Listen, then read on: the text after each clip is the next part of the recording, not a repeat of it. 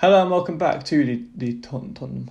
Hello and welcome back to the Soccer Spotlight YouTube channel. Today I'm here to review the brand new Amazon Prime documentary Tottenham Hotspur All or Nothing. As I stated before, I am a Spurs fan. Been very excited for this documentary to come out despite our season not being anywhere near up to scratch, and especially coming off of how good last season was with the Champions League final and everything. First thing I want to pick up on is the name of the documentary. It's called All or Nothing. Well, the answer for this season was nothing.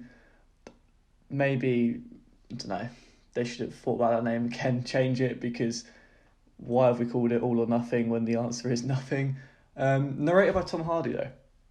The Tom Hardy narration was a surprise. I didn't know he was in it. And then obviously it comes up right at the start, narrated by Tom Hardy. And the first thing we kind of see is a recap of last season, and we get a interview with Daniel Levy.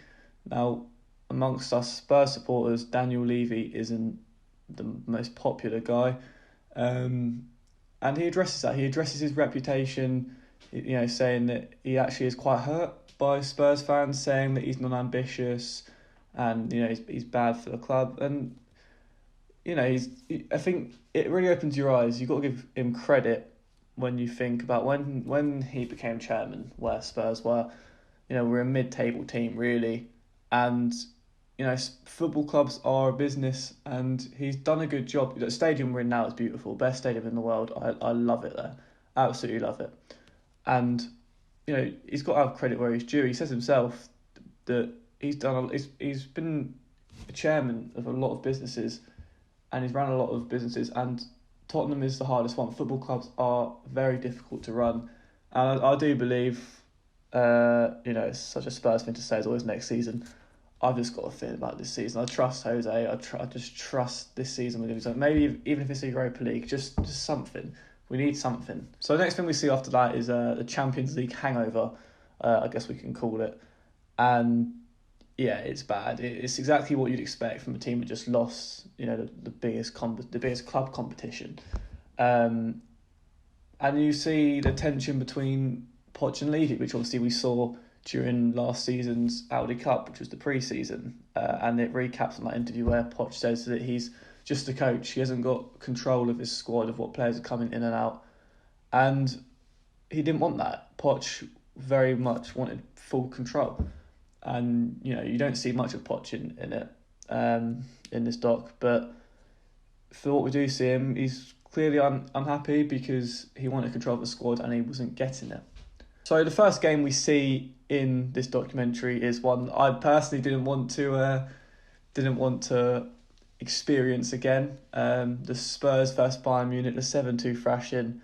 I made my way up to the stadium that night, and we were just awful, weren't we? I know it's Bayern Munich and they tore other teams apart in the Champions League and won the competition, but even still, losing 7-2 at home, it's just not good enough. And I hate to say it because Pochettino was a brilliant manager. I loved him, but it probably was time for him to move on. And to reinforce that, we go back to another game that I went to, which was critical in the Poch sacking, and that was the draw at Sheffield United. And after that, he's gone. It's history. So that was, they didn't really hang around on that in the documentary. They just sort of showed you why he's gone, how bad it got. You saw the mentality in the dressing room. You saw it all, and it was sad to see because the Pochettino era for Tottenham was a great one. No trophies, but it was still a great one. And then that's it. Jose's in. You see Jose getting appointed at Spurs. And I love the way they did it. It was kind of like building up a villain almost. Like you've got all the Spurs players and you see the back of Jose walking in, and it just was great because obviously his reputation, which he addresses himself, he says people think that he's ruthless, he's miserable. And then the interviewer asks him, what's the truth behind it? And he says the truth is that is partly true, which is just quite funny. And then you see, before the players properly meet Jose, you see I shouldn't call him Jose. He says in the documentary, he says to Lo Celso and Tanganga that people get his name wrong. It's not Jose, it's Jose. So I should be calling him Jose. But you see them all eating before they've met Jose, and on the screen in their cafeteria where they eat, they've just got playing all of the trophies he's won at other clubs, and he's got to have a part of that. Like, that is such a Jose Mourinho thing. You usually get the free fingers, the free Premier Leagues, but I just found that was quite funny. And then you see Jose setting up his office, where Poch once was, and there's an interview playing whilst he's making his notes. There's an interview on Sky Sports playing where they're saying that Jose wasn't the right appointment. He's past it. Do Spurs want to play his style of football? It's just a funny comedic moment that stands out. He just gets up, tells them to simply off, and turns the TV off, which was great. So next thing we see is the very first training session under Jose Mourinho, and one of the first things he picks up on is how lazy Dele Alli is in training. And I think that's probably part of the reason why Dele Alli is always, up and down in his form, because he's not the player everyone thought he was. A couple of seasons ago, he was class, and Jose even says to Levy when he was at Man United, Alex Ferguson, the only advice he got from Alex Ferguson was to buy Dele Alli, which just shows, Alex Ferguson has always had an eye for which players are going to be class, and the fact that he wanted Jose to buy, Dele Alli is, that's amazing. But we need to get that potential. We need to get Dele Alli back to his full potential, and if any manager's going to bring out an attacking side in a player, it's probably not Jose Mourinho, but we can hope. And then the last thing you see in the episode is the dressing room before the West Ham game. The game that we won 3-2. We hadn't won an away game for 10 months.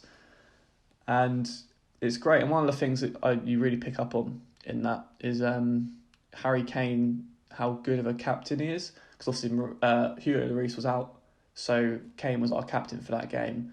And you've got him in the dressing room. He's rallying the players up. And it's just brilliant to see. The one thing I have noticed, it makes me, as a Spurs fan, and obviously a massive fan of Harry Kane, it makes me worried, because he almost seems as if he's fed up with Spurs in the... I don't know if I was the only one who saw it like that, but it just seemed to me like Kane was fed up with Tottenham. And, this is obviously during our worst part of the season. There's still more episodes of documentary to come out for the later end, the post-COVID end, where we put a decent right, apart from your loss at Sheffield and the draw to Bournemouth, we put together a decent run of games. So maybe his mentality behind it always changed, but for Spurs fans it should be alarming, because it seemed like Harry Kane was fed up with our club, and Harry Kane is and always will be our best player. But the documentary itself was awesome. It was amazing to see behind the scenes of Tottenham, and I can't wait for more episodes to come out, and I'll review each episode as it comes. The first 3 are already out. I'll do an episode 2 and 3 reaction in the channel soon in the coming days, but this has been just a brief overview, my first thoughts and opinions on episode 1, so thank you for watching.